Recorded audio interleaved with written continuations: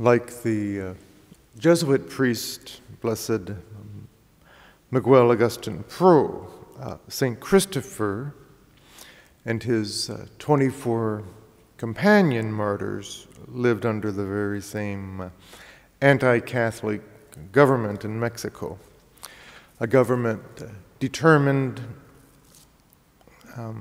to weaken the Catholic faith of its people.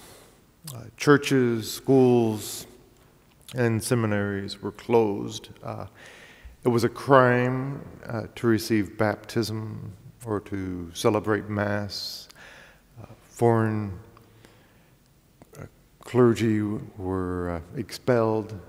Priests were forced to minister secretly to Catholics from 1924 to 1928. And it was at this time Father Christopher gathered displaced seminarians and started his own seminary, which was quickly suppressed. So he formed another and another, and when they were all closed, the seminarians conducted classes in private homes. He wrote and preached against armed rebellion, but was falsely accused of promoting a guerrilla revolt. So on May 21st, 1927, while on his way to celebrate Mass at a farm, he was arrested along with Father Augustin Calico, who had been recently ordained. And the government soldiers told them that they would be put to death in a few days. However, they could escape death by publicly renouncing their faith. And on the morning of their execution, the younger priest saw the firing squad getting their rifles ready, and he began to have second thoughts, that perhaps he didn't want to die so young. But the older priest said to him, "Friend, take courage. Soon we'll be together in heaven." Father Christopher gave away his few possessions to his executioners, gave them absolution, and without a trial, he was martyred.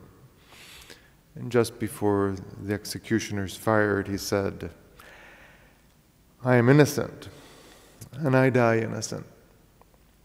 I forgive with all my heart those responsible for my death. And I ask God that the shedding of my blood serve towards peace in our divided Mexico." The other 23 companion martyrs that we celebrate today didn't die as a single group, but in 8 different Mexican states.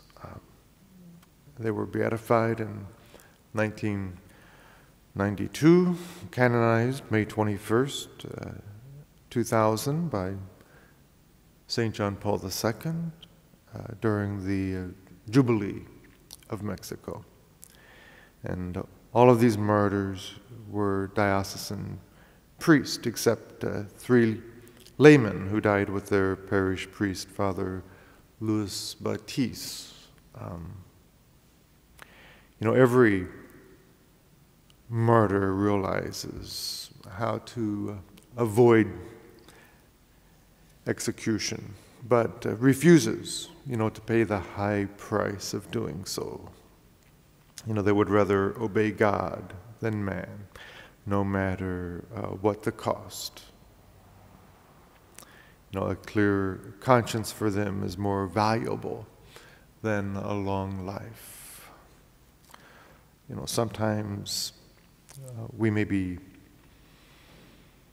tempted, as was Father Augustin Calico, to compromise our faith, in dealing with situations we find intimidating, or worse yet, just in order to keep the peace.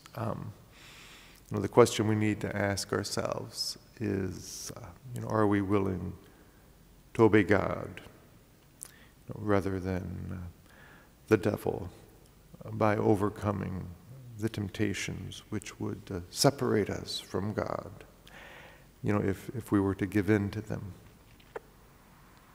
The saints remind us that our daily choices, especially in temptation and adverse circumstances, form the pattern of our lives. Some people desire to follow the example of the martyrs for the love of God.